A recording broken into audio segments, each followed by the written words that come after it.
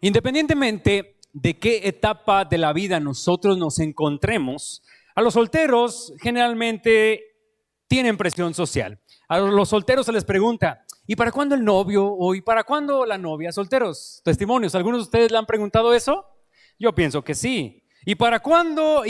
Luego, ¿ya tienen alguna persona con la cual quieren pasar su vida? ¿Están todavía en ese tiempo de conocerse, de cortejarse? Y les preguntan, ¿y para cuándo la boda? Si algún jovencito ya está más adulto, ya está más grande, ya pasa de los 30, les preguntan, oye, como que ya se te fue el tren, ¿no? O les preguntan, pues, ¿por qué sigues solo? ¿No hay alguien bueno para ti? Oye, mira Juanito, le dicen las muchachas, mira Juanito, es un varón entregado. ¿Por qué no vas para allá? Vayan, échenle ahí plática. Y luego les dicen a los hombres, oye, mira a Diana, mira qué bonita, mira qué linda está. ¿Por qué no te acercas ahí con Diana? Comienza a platicar un poquito. Y los solteros pues se sienten presionados precisamente, sienten la presión externa, sienten el deseo, sí, de estar con alguien, pero al mismo tiempo dicen, pero no quiero tal vez estar con esta persona. Por otro lado tenemos a los casados, quienes también tienen presiones. Se les pregunta, ¿y para cuándo el hijo? ¿Para cuándo el primer hijo? Ustedes que están casados tienen el primer hijo. ¿Y para cuándo el segundo hijo? Tienen al segundo hijo. Y les preguntan, ¿y para cuándo el tercer hijo? Tienen puros varones. ¿Y para cuándo la niña? No. Llegan los diferentes tipos de presiones que vienen alrededor. Vivimos, hermanos, rodeados de voces alrededor nuestro, presiones alrededor nuestro y expectativas alrededor nuestro. Pero hoy, mis hermanos, la palabra del Señor en 1 Corintios 7 nos invitará a escuchar la voz de Dios, el apóstol Pablo. Nos invitará a liberarnos de estas presiones externas y que podamos ver a Cristo en medio de la presión social, que en medio de cualquier presión que nosotros tengamos social, nosotros sepamos que si estamos en la voluntad de Dios, si estamos en el llamado que el Señor nos ha puesto, estamos en la voluntad del Señor, mi hermano. Si estás en el llamado que Dios te ha puesto, allí está la voluntad del Señor. O sea, si el Señor te llamó a ser soltero, gloria a Dios por eso. Gloria a Dios por eso. Glorificas a Dios en medio de eso. Si Dios te llamó a estar casado, gloria a Dios por tu casamiento. Gloria a Dios por eso. Encuentra contentamiento en esto. Mi hermano, te voy a pedir de favor, vámonos todos juntos a primera carta de Pablo a los Corintios, capítulo 7, versículos del 36 al 40. En los primeros capítulos hemos visto que hay puras divisiones en la iglesia. Nada nuevo, por cierto, en una iglesia. Puras divisiones. Puras divisiones. Comienzan a menospreciar a Pablo por cómo está hablando, a menospreciar a Pablo por cómo está predicando. Y unos dicen, no, a mí me encanta cómo predica Apolos, yo prefiero estar con Apolos. Otros dicen, no, a mí me encanta cómo predica Pedro, yo prefiero estar con Pedro. Y comienzan a hacer divisiones. Tú con Pedro, pues yo con Pablo, y yo me hago para acá y formo mi grupito con Pablo. Tú con Apolos, pues yo con Pablo, yo con Pedro, y así comienzan a hacer sus grupitos unos con otros. Y otros que se creían más espirituales, pero aún así tenían el corazón divisivo, pues yo con Cristo, ustedes váyanse para allá y yo me hago para acá, con Cristo, nosotros con Cristo, y se hacen divisiones dentro de la iglesia, las cuales el apóstol Pablo precisamente comienza a exhortar y comienza a decirles, esto no debe de ser así en la iglesia de Cristo. Posterior a ello comenzamos a ver las circunstancias de pecado sexual dentro de Corinto, una inmoralidad tremenda. Había por allí un hijo que se quedó con la esposa de su padre. Había una situación de incesto allá en 1 Corintios capítulo 5. Había divisiones, empezaban a echar a la policía entre ellos. Bueno, se llevaban a los juzgados, pues. Sus pleitos los llevaban a los juicios seculares. Y dice el apóstol Pablo, no hay nadie dentro de la iglesia que pueda apoyar para dar una palabra sabia en medio de ustedes. Posterior a ello sigue avanzando Pablo y comienza a dar algunas directrices para evitar el pecado sexual. Porque la sexualidad obviamente en el ser humano es algo natural, es algo bueno y es algo ordenado por Dios. Y dice el apóstol Pablo, si usted es llamado a la soltería, pero dentro de usted se está quemando, bueno, es mejor casarse. Si usted es llamado al celibato y Dios le ha dado el don del celibato, de la continencia, bueno, pues no se case, no peca. Quien está casados, manténganse casados. Si están casados, si uno es creyente y el otro no es creyente, manténganse casados. Si el creyente repudia a la mujer, pues la mujer es libre en este caso. Puede haber un divorcio en esos casos. Bien, la semana pasada, mis hermanos, vimos que había crisis en Corinto. Crisis en Corinto. Pablo recuerda que hay y habrá aflicciones. Sí, socialmente habrá aflicciones. Nosotros en la actualidad estamos en una inestabilidad social. Nuestro país americano del norte está comenzando a hacer un relajo, tanto en el continente americano como precisamente en el Medio Oriente, para remodelar precisamente Medio Oriente, y comienza a haber una inestabilidad en medio de la sociedad en la que nosotros nos encontramos, y que puede precisamente haber aflicción dentro de los matrimonios y de las familias si es que hay inflación. Y dice el apóstol Pablo: jóvenes, si ustedes se quieren casar, bueno, es bueno que se casen a pesar de circunstancias adversas. No pecan en eso. Pablo nos recuerda que no nos aferremos a este mundo, y Pablo nos recuerda que un soltero puede invertir mejor su tiempo para la gloria de Dios. Puede ponerse de pie, mis hermanos. Vamos a leer los versículos 36 al 38. Vamos a darle paso a la santísima palabra de Dios, que es por los siglos de los siglos. Versículos 36 al 38. Dice así la palabra de Dios, todos juntos: pero si alguno piensa que es impropio para su hija virgen que pase ya de edad, y es necesario que así sea, haga lo que quiera, no peca, que se case. Pero el que está firme en su corazón, sin tener necesidad, sino que es dueño de su propia voluntad, y ha resuelto en su corazón guardar a su hija virgen, bien hace. De manera que el que la da en casamiento hace bien, y el que no la da en casamiento hace mejor. Pueden sentarse, mi hermano. Bien, hermanos, lo primero que vamos a encontrar en estos pasajes es una tensión entre la soltería y, escuche esto, lo que nosotros socialmente conocemos como el compromiso. Tensión entre la soltería y el compromiso. Comenzamos aquí con un problema exegético. Empezamos con un problema de magnitudes, de interpretativas, de traducción a nuestro español. Cuando nosotros leemos el versículo 36, leemos que estos versículos en la Reina Valera están dirigidos de Pablo como a un padre. ¿Lo notó? De Pablo como si le estuviera hablando a un papá, a un padre de familia. La realidad, mis hermanos, es que estos versículos en su lengua original, en el lenguaje original, no dice la palabra hija. No dice la palabra hija. Lo que encontramos nosotros en el original es de su virgen. Y virgen, recuerden que es una joven soltera. Es una joven soltera. Aquí muy particularmente ya no se refiere a mujer y hombre soltero. No, aquí es una joven que está en edad de casarse. Textualmente diría algo así como: pero si alguno no obra dignamente con su virgen. Y la palabra en el original no aparece aquí como hija. No aparece la palabra hija por ningún lado. En todos estos versículos que nosotros leímos, por ningún lado aparece la palabra hija. Entonces nosotros debemos de preguntarnos: ¿a quién se refiere? ¿A quién se está refiriendo entonces de su virgen? ¿Quién tiene en posesión, entre comillas, a esta joven núbil? Bueno, núbil, de soltera. Los exégetas contemporáneos prefieren traducirlo como si Pablo se estuviera dirigiendo a una pareja de comprometidos. Y de hecho usted lo va a poder encontrar esto en revisiones de la traducción al español de la Biblia, por ejemplo, en Nueva Traducción Viviente. Si alguien por aquí tiene Nueva Traducción Viviente, se va a dar cuenta de eso. Si alguien por aquí tiene, por ejemplo, la Nueva Versión Internacional, se va a dar cuenta de eso. Ya no se traduce como si Pablo estuviera hablando a un padre de familia, sino que se traduce como si estuviera hablando a un joven comprometido. Supongamos que Sergio está comprometido con una joven. Es como si el apóstol Pablo estuviera mandando un mensaje a Sergio, que está comprometido. Y supongamos que algún otro soltero, a ver, soltero, ¿a quién pongo de ejemplo? Y supongamos que otro soltero está comprometido también con otra joven. Entonces a ellos es a quien Pablo está mandando este mensaje. Lo voy a leer en versión nueva, versión internacional. Si alguno piensa que no está tratando a su prometida como es debido, y ella ha llegado ya a su madurez, por lo cual él se siente obligado a casarse, que lo haga. Con eso no peca, que se casen.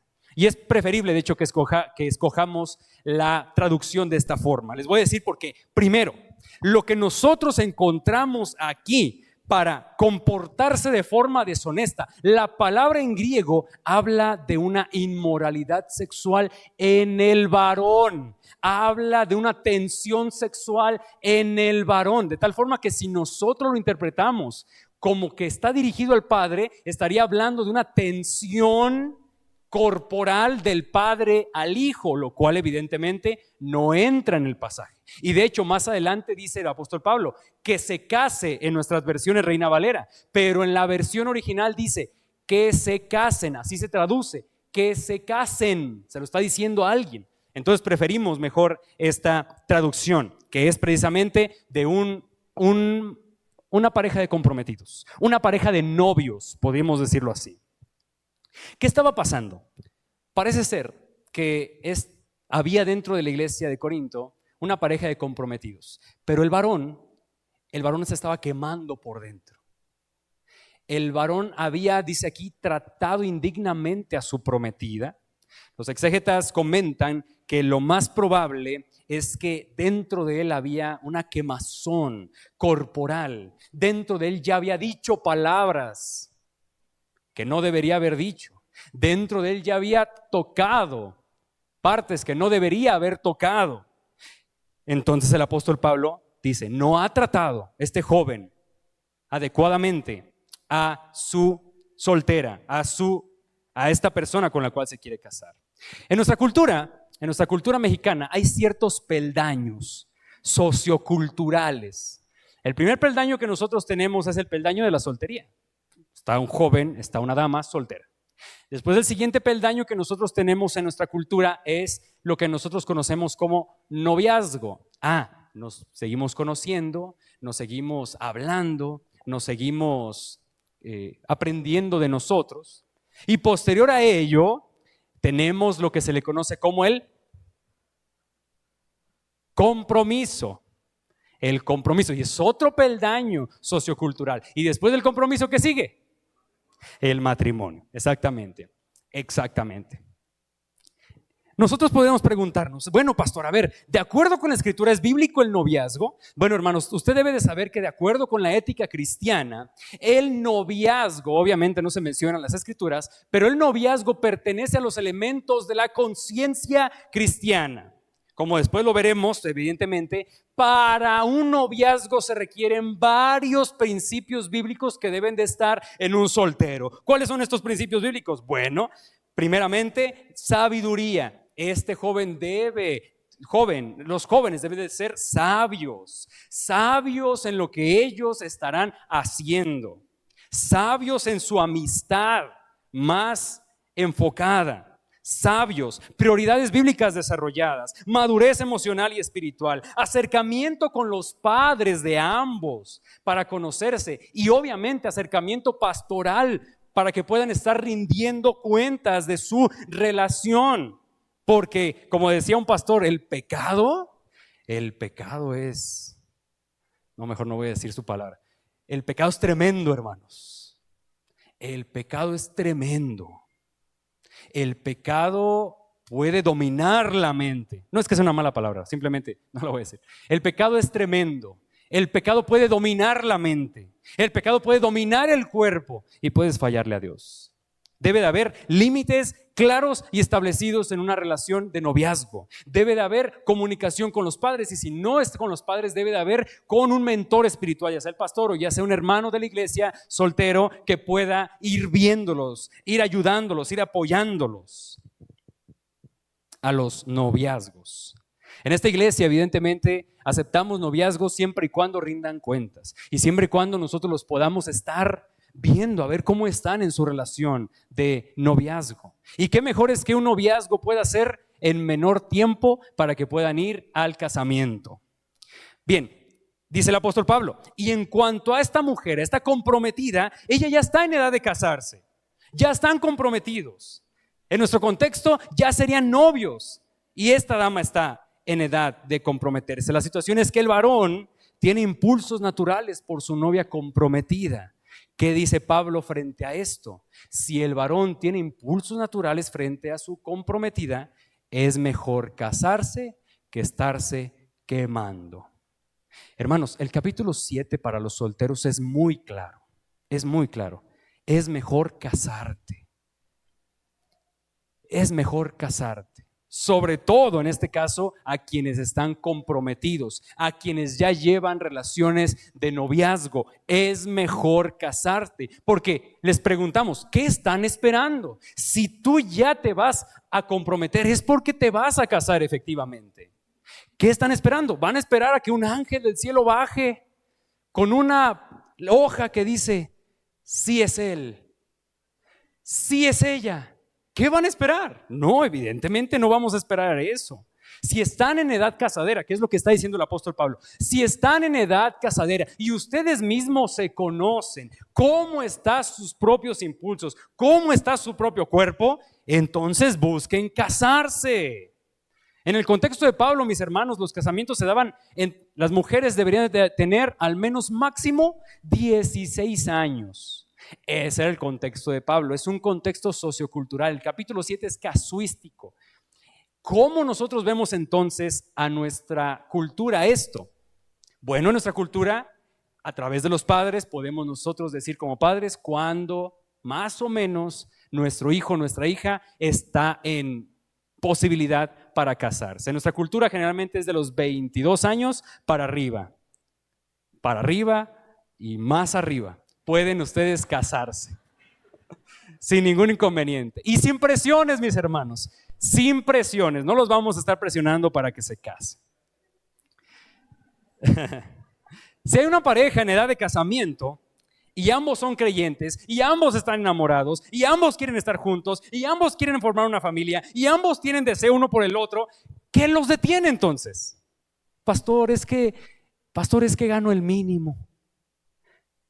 ¿Cómo? Pastor, es que gano el mínimo. ¿Cómo? Sí, y usted dijo la semana pasada que no nos casáramos si ganamos el mínimo. Yo escuché bien eso, pastor. Usted dijo eso. Hermanos, aquí voy a hacer un descargo de responsabilidad. Lo que el apóstol Pablo estaba diciendo en ese pasaje es que si hay elementos adversos en la cultura, busques posponer tu matrimonio. Claro, elegí un ejemplo como lo es el salario mínimo, pero hermanos, aquí lo que está diciendo el apóstol Pablo es: no importa si tú estás viendo que ya es hora de casarte, puedes soportar la aflicción de una carencia financiera, puedes soportarla sin ningún inconveniente, puedes hacerlo. Cásate. No debes de detenerte por el aspecto financiero. Tú debes de ponderar tu relación con Dios primeramente para casarte. Aquí es donde preguntamos, ponder las cosas. ¿Qué prefieres? Estar pecando de pensamiento y de cuerpo constantemente, trayendo un endurecimiento al corazón, generando aflicción en tu corazón porque estás constantemente fallándole al Señor, o gozarte en tu matrimonio y nueva familia, y tal vez si haya circunstancias adversas como una aflicción financiera, pues hermano, solamente durará por un tiempo, pero ya no le fallarás a tu Señor. ¿Notan? ¿Qué es lo que preferimos entonces? Preferimos obviamente el matrimonio. Y aquí les decimos a los jóvenes, por dinero ni se detengan, a menos que sea muy precaria la situación, pero por dinero ni se detengan. Les pregunto, ¿pecar o aflicción por un tiempo? En ese caso les decimos, jóvenes, 1000 veces cásate. Porque como lo dije la semana pasada, Dios proveerá para tus necesidades. Dios no te va a dejar solo. Dios no te va a dejar, hermano, joven. Por dinero ni te detengas. Cásate, agrada a Dios en tu vida matrimonial. Miren, jóvenes solteros, les voy a hacer una pregunta a los matrimonios que están aquí. ¿Quiénes han visto la mano de Dios en tiempos difíciles de su matrimonio? Levanten la mano. Qué mejor oportunidad para casarte. Mira que lo estás viendo. Dios no te va a dejar solo. Nunca te va a dejar solo. En medio de la escasez, Él va a estar. En la semana justamente estaba escuchando el testimonio de una hermanita linda que me estaba diciendo, pastor, sí. O sea, yo estaba con mis hijos y había días donde no tenía para comer, pero Dios nunca me dejó solo. Siempre tocaban a la puerta de mi casa en el momento indicado. Vecina, aquí traigo unos frijolitos que me sobraron. Aquí tengo un poco de arroz que me sobraron. Aquí tengo un pedacito de carne que me sobró. ¿Le gustaría para usted, para sus hijos? Claro que sí, muchas gracias. Y la hermana agradecía al Señor porque, como dice las promesas del Señor, Dios no desampara a sus hijos. Por dinero ni te detengas. No lo hagas. Escoge cuál va a ser tu responsabilidad, joven. ¿Qué más dice la palabra? Versículo 37. Pero el que se mantiene firme en su propósito y no está dominado por sus impulsos, sino que domina su propia voluntad y ha resuelto no casarse con su prometida, también hace bien. Ok, ¿qué está hablando aquí? Miren, no, aquí sí no voy a agarrar a ninguno de los dos. No voy a agarrar a ninguno de los dos. El ejemplo de lo que está diciendo el apóstol Pablo es que había uno de ese compromiso, que el varón estaba quemándose por dentro. Dice el apóstol Pablo, ¿tú qué? Cásate porque te estás quemando por dentro.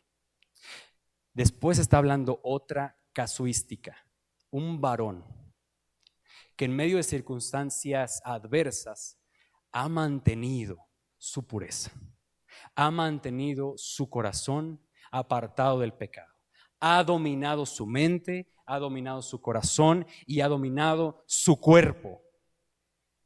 Dice el apóstol Pablo, ok, si las circunstancias son muy adversas, puedes posponer tu casamiento sin problema. En nuestro contexto sería un joven que está comprometido y que en medio de su compromiso se le quema la casa que había construido.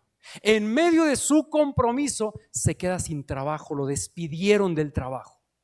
En medio de su compromiso le llega una enfermedad, la cual necesita tiempo. Esa es una circunstancia adversa. Y dice el apóstol Pablo, en medio de una circunstancia complicada, en medio de una circunstancia tan adversa, puedes posponer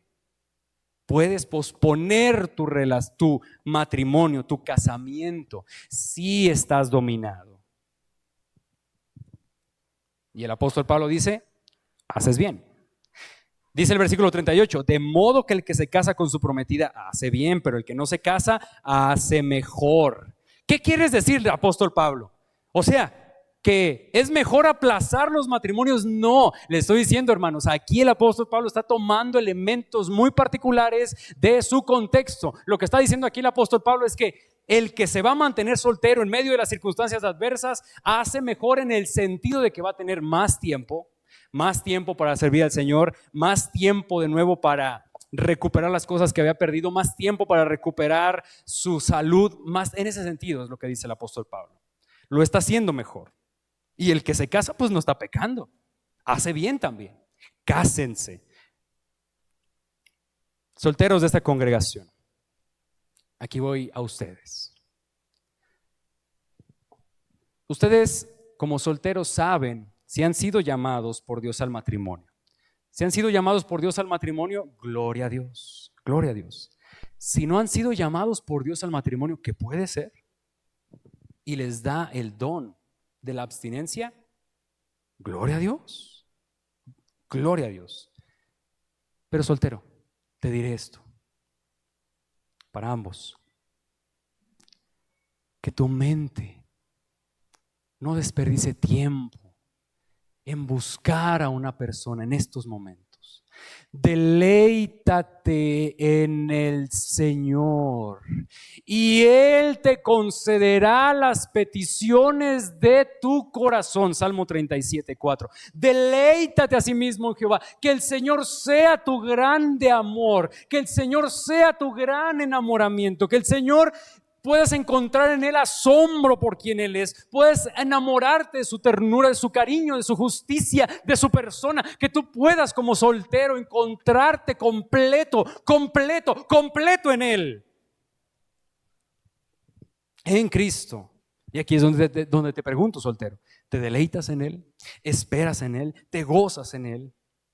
Cristo es, como decía aquel viejo corito, mi pensamiento eres tú, Señor, porque tú me has dado la vida, porque tú me has dado el existir, porque tú me has dado cariño, me has dado amor. Ahí está tu pensamiento, en Cristo, por todo lo que Él ha hecho por ti. Solteros, deleítate en el Cristo, deleítate en el Señor. Y cuando el Señor así lo permita, te va a sorprender, te va a sorprender. Yo fui sorprendido en el Instituto Bíblico La Roca. Ustedes deberían saber que yo no quería, no es que no quisiera casarme, obviamente sí quería casarme, pero yo fui sorprendido en un momento en donde el Señor en mi segundo año me presentó a quien ahora es mi amada esposa. Y fui sorprendido y ha sido de gran bendición para mi vida. Gloria a Dios por la vida de mi esposa. Me sorprendió enormemente, enormemente. Y estoy seguro que los matrimonios aquí presentes van a decir, deberías de conocer nuestra historia también, pastor. Dios nos sorprendió, Dios nos sorprendió. ¿Y qué sucede si el Señor no muestra a alguien? Bueno, sigue manteniéndote, deleitándote en el Señor. Encuentra la satisfacción en Cristo. Encuentra la compañía perfecta en Cristo. Deleítate en Cristo. Soltero, quiero que te quedes bien impregnado de esto que te voy a decir. No eres una persona de segunda categoría. No eres una persona manca o coja en la sociedad porque te hace falta alguien para compartir tu vida. No, soltero. No, tú estás completo en Cristo. Tú estás acabado en Cristo. Tú estás siendo pulido por Cristo. No eres un cristiano de segunda categoría. No eres una persona de segunda categoría. Al contrario, es muchísimo más efectivo para los negocios de Cristo. Vamos al versículo 39 y 40. La mujer casada está ligada por la ley mientras su marido vive, pero si su marido muriere, libre es para casarse con quien quiera, con tal que sea en el Señor. Pero a mi juicio, más dichosa será si se quedare así. Y pienso que también yo tengo el Espíritu de Dios. Y aquí pasamos a un tema que no hemos tratado, hermanos, que solamente se ha asomado, pero no hemos tratado, que es el nuevo matrimonio. El nuevo matrimonio. Hemos hablado de divorcio. Y de hecho en los miércoles de oraciones dije, hermanos, no se adelanten. No se adelanten en cuanto al nuevo matrimonio. Yo sé que hay preguntas, yo sé que hay dudas y todas ellas las fuimos obviamente hablando. Pero no se adelanten. Aquí lo que está hablando, ahora sí el apóstol Pablo va a hablar acerca de un nuevo matrimonio. Ya dijo algo, para quienes no alcanzaron a escuchar eso. Ya dijo algo, una persona que estaba casada respecto a ciertas circunstancias puede divorciarse si hay adulterio impenitente. Si la persona la repudia o lo repudia, o sea, si lo abandona, si la persona muere o si la persona es golpeadora, si la persona es violenta, puede en este caso divorciarse y delante de Dios es como si su cónyuge estuviera muerto. Y se los dije la vez pasada, el catolicismo romano tiene como sacramento precisamente el matrimonio. Y si te casas una vez, ya si estás divorciado no puedes participar de la hostia, de la comunión, de la Eucaristía, precisamente porque estás divorciado. Tienen todavía cosas que hacer respecto a eso. Pero ¿qué dice la palabra del Señor, mi amado hermano? ¿Qué dice la palabra del Señor frente a esto? Dice el apóstol Pablo, y es bien claro, una mujer que su marido ha muerto puede volver a casarse. Hermanos, la muerte es emocionalmente dolorosa. De cualquier ser querido es emocionalmente dolorosa. Sobre todo cuando es una muerte repentina. Y aquí voy a ser muy sensible con lo que voy a decir. ¿Y qué cuando es de un cónyuge que parte la presencia del Señor, a quien amas, con quienes has compartido tantos momentos lindos, toda una vida, momentos bellos, momentos difíciles, pero todos esos momentos lo hacen tan especial su relación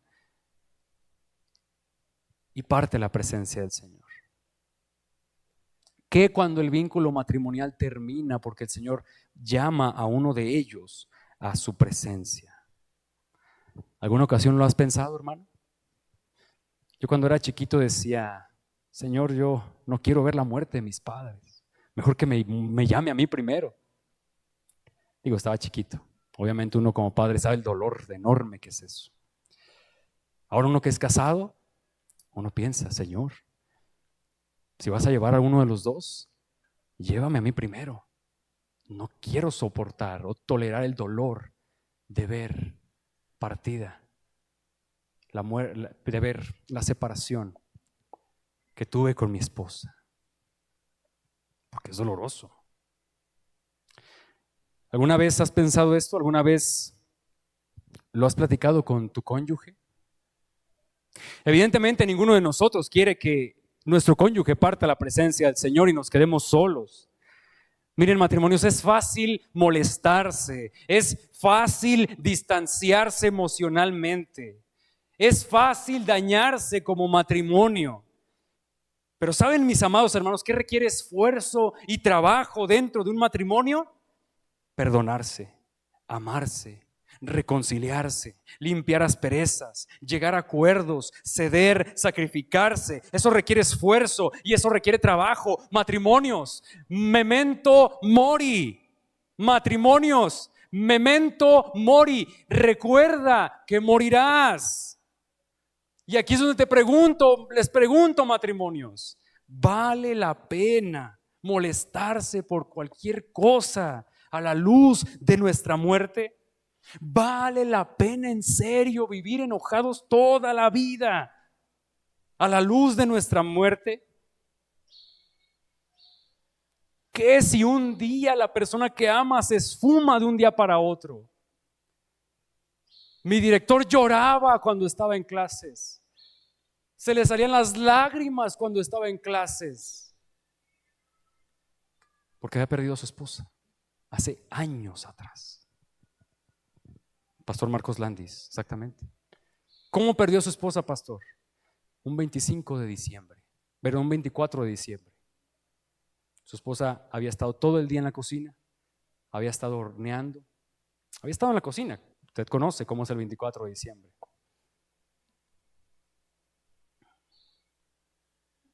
Y de repente salió al aire frío y esto le generó algo en su cuerpo. No recuerdo exactamente qué fue. La llevaron a urgencias. Los médicos hicieron todo lo posible para rescatarla. Llegaron con él y le dijeron, ha muerto. Tu compañera de vida. Tu compañera que te acompañó durante sus primeros años de ministerio. Ha muerto. Y él lloraba, nuestro director, cada vez que nos contaba la historia. Ya llevaba años de casados con su nueva esposa. Amaba a su nueva esposa, claro que sí. Pero recordaba a su antigua esposa también. Y lloraba en su corazón. Y lloraba porque había perdido a su compañera de vida. ¿Qué si la persona con la que has compartido tu vida se esfuma de un día para otro? ¿Vale la pena el distanciamiento? ¿Vale la pena guardarse cosas y no decirlas? ¿Vale la pena el resentimiento? ¿Por qué no tomar un tiempo con tu cónyuge y decirle cuánto lo amas, cuánto la amas, cuán especial es para ti, de cuánta bendición ha sido para tu vida? ¿Por qué no tomar un tiempo y decirle aquellas palabras que sabes, debes de decirle y estás con total certeza de que si no las dices te vas a arrepentir? ¿Por qué no ser valiente en vida y decir lo importante que es para ti tu cónyuge? Matrimonios, memento mori, recuerda que morirás. ¿Y qué pasa si uno de los cónyuges muere? Dice el apóstol Pablo, quien se queda en la viudez Cuando alguien se queda en la viudez delante de Dios, puede volver a casarse. De hecho, Pablo anima a las viudas jóvenes a que se casen en 1 Timoteo 5:14, que se casen para seguir manteniendo un buen testimonio. Pero este casamiento, dice el apóstol Pablo aquí en nuestro pasaje, debe de ser en el Señor. En el Señor. Matrimonios, obviamente, no vamos a estar viviendo, no vamos a vivir nuestra vida con enojo, con coraje, con molestia. Ámense unos a otros. Pero deben de saber que en el caso en que el cónyuge parta a la presencia de Dios, hay posibilidad de un nuevo casamiento. Temas como estos no son sencillos de tocarlos, hermanos, para los matrimonios. Hablar sobre la muerte de uno a otro. Habrá matrimonios que toquen el tema, habrá matrimonios que no. Dependerá de la dinámica matrimonial. Habrá cónyuges que digan, porque me ha tocado escuchar, amor, si me muero, no te cases.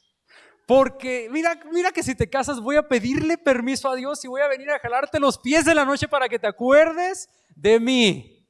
Para que te acuerdes de mí. Algunos matrimonios dicen eso. O habrá algunos otros matrimonios que tengan más apertura. Mira, amor, si me llego a morir y quieres volver a casarte, hazlo.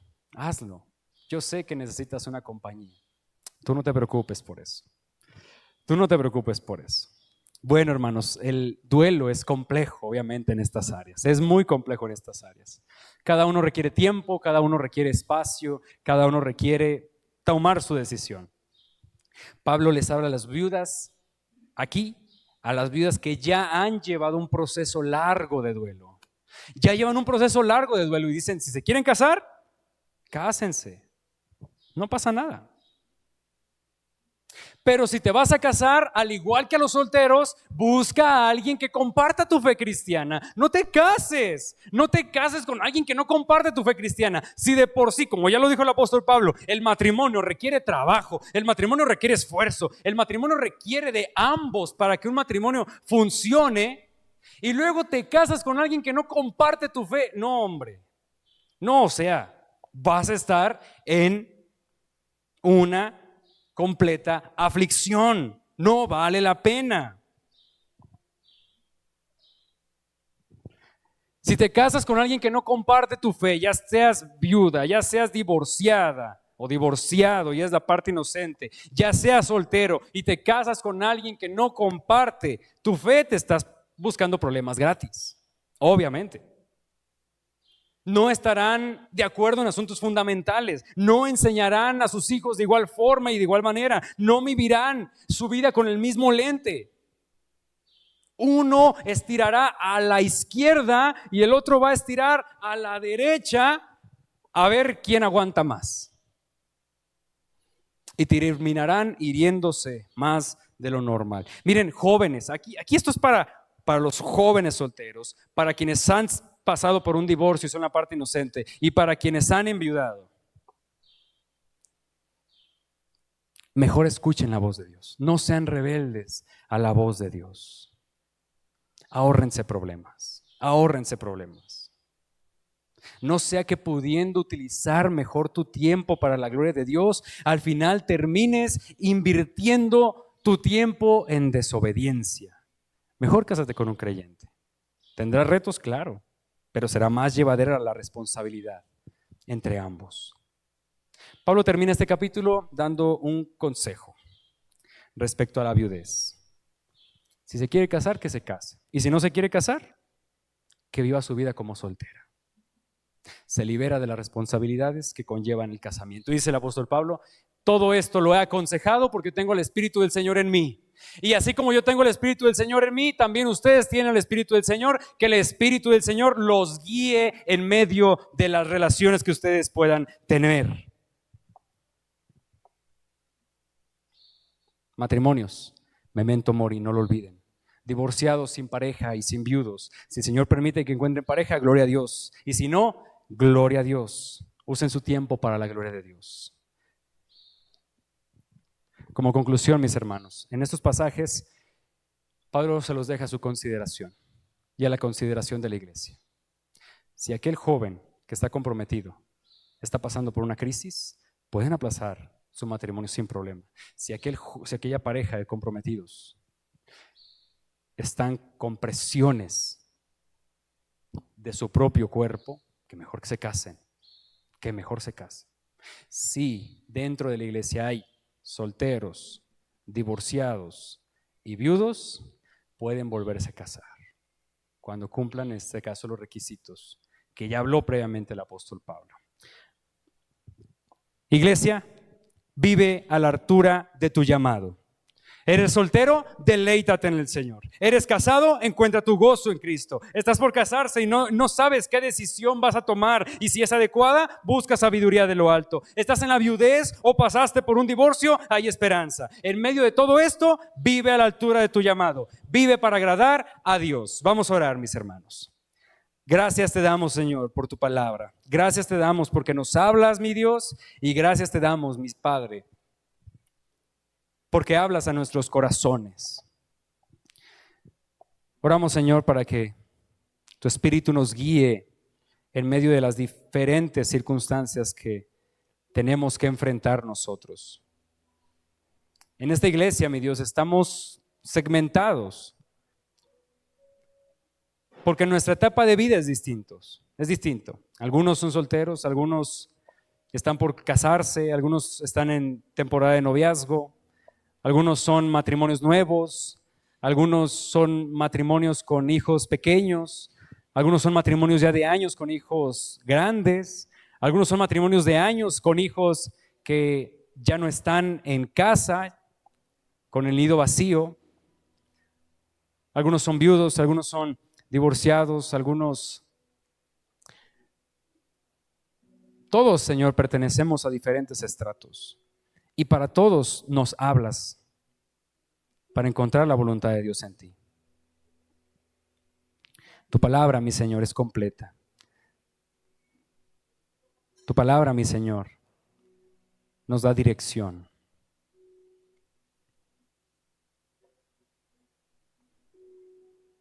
Oramos, Señor, por cada uno de los jóvenes que están aquí, para que ellos se deleiten en ti, mi Padre, para que ellos se sientan completos en ti y se sepan completos en ti, para que ellos recuerden que no deben buscar una media naranja, sino que ellos ya están completos en ti y deberán buscar otra naranja completa en ti. Para que ellos, mi Señor, sepan que otra persona no llenará el vacío en su corazón. Eso solamente lo haces tú. Oro por los matrimonios aquí presentes, mi Señor. Que todos nosotros vivamos a la expectativa de la gloria, mi Padre. Y que recordemos que en tu propósito y planes, alguno de los dos partiremos primero. Danos fortaleza, Señor, y fuerza. Da la fuerza a los matrimonios para que puedan hablar, reconciliarse, perdonarse, amarse, llegar a acuerdos. Como lo dice tu palabra, que los esposos agraden a sus esposas, que las esposas agraden a sus esposos, que no vale la pena pelearse por pequeñeces, que vale la pena y mucho reconciliarse, decir las palabras que no hemos dicho y que nos hemos guardado. Trae fortaleza, mi Señor, a los corazones dolidos porque han enfrentado divorcios, porque han enfrentado muerte de parejas. A esta congregación, Señor. Fortalécenos, mi Padre, y que tu Espíritu Santo que mora en nosotros nos hable y tomemos decisiones conforme a tu voluntad. En el nombre de Jesús te lo pedimos. Amén y amén.